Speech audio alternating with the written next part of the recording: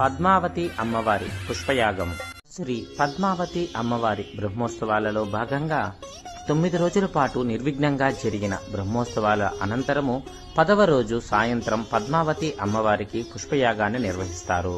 పద్మావతి అమ్మవారి జన్మదిన వేడుకలలో భాగంగా నిర్వహించే ఈ బ్రహ్మోత్సవాలలో వార్షిక ఉత్సవాలలో ప్రధానమైనది.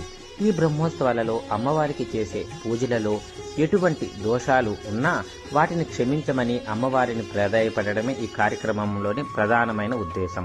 దీనినే ఒక రకంగా ప్రాయశ్చిత్త పూజ అని కూడా అంటారు. ఈ కార్యక్రమంలో అమ్మవారిని వివిధ పత్రాలతో మరియు వివిధ పుష్పాలతో అర్చించడమే పుష్పయాగం.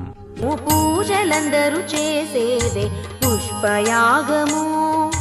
యాజీనచ్చునుడు చేసినదే పుష్పయాగము. పూజలందరూ చేసేదే పుష్పయాగము.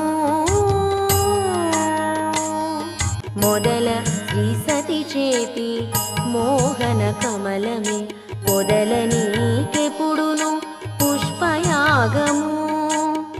గుదిగొన మిమ్మిద్దరి గూడించే మరువిరులు గుదిగొన మిమ్మిద్దరి గూడించే మరువిరులు పొదిగి పూజించిన పుష్పయాగము. పొదిగి పూజించిన పుష్పయాగము. పూజలందరూ చేసేదే పుష్పయాగము. యాజీనర్చునుడు చేసినదే పుష్పయాగము. పూజలందరూ చేసేదే పుష్పయాగము. తొరలి అలమేల్మంగ తురుమున విరులే నీకు పొరసి నీవురముపై పుష్పయాగము.